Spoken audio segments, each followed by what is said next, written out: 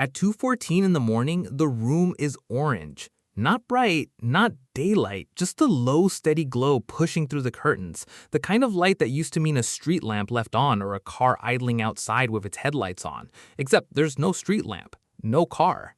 There's a second sun, sitting low on the horizon exactly where the first one usually sets, except it never quite finishes the job. That's the new rule.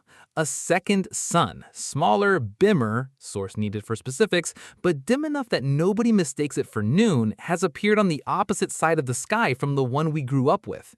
It rises while ours sets. For a stretch of hours, depending on where you live and what season it is, both suns sit low at the same time, and the sky simply stops getting properly dark.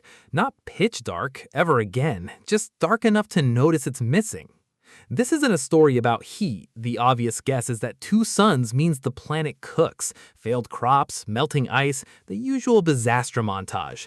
In this version, the second sun barely moves the thermostat. A degree, maybe two, spread out over years. The kind of number climate scientists would argue about, not the kind that ends anything. Source needed for specifics, but heat isn't the story here. The story is sleep.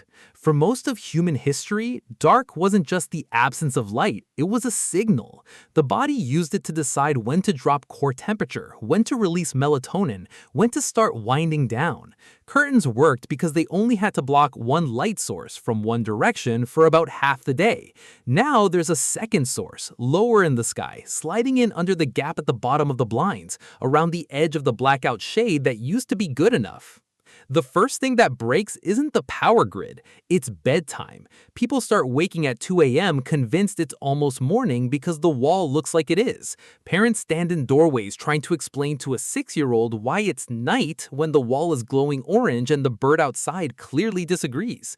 Commuters who used to judge the time by how dark the sky was now have no idea, and checking your phone repeatedly at 3 a.m. becomes its own quiet epidemic. That's the hidden system this scenario exposes. Darkness was infrastructure, free, unbuilt, always on, and nobody noticed it was load-bearing until it was gone.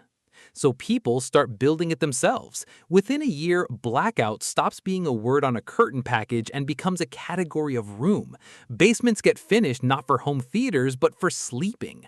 Windowless interior spaces, closets, hallways, the dead zone under the stairs start showing up in real estate listings as dark rooms, and they sell for more than rooms with a view. Sleep masks go from an airline freebie to a pharmacy staple, shelved next to the toothpaste, because everyone needs one and nobody wants to make eye contact about why.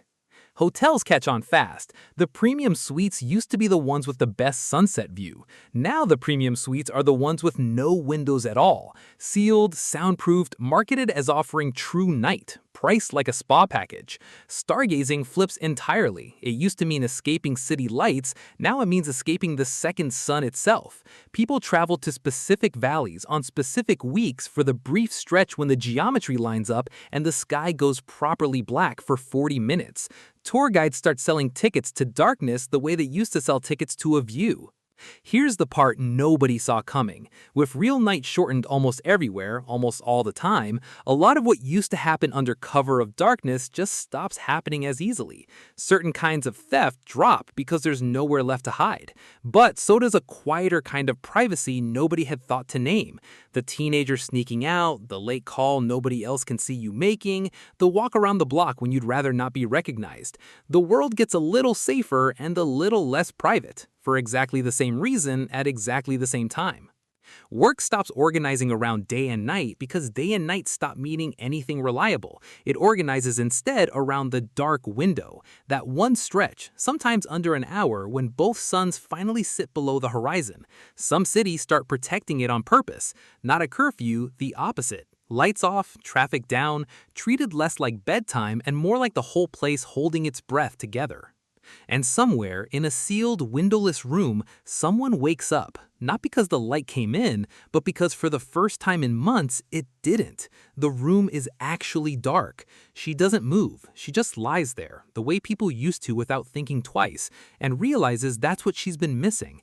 Not the night exactly, just the part where nothing was watching.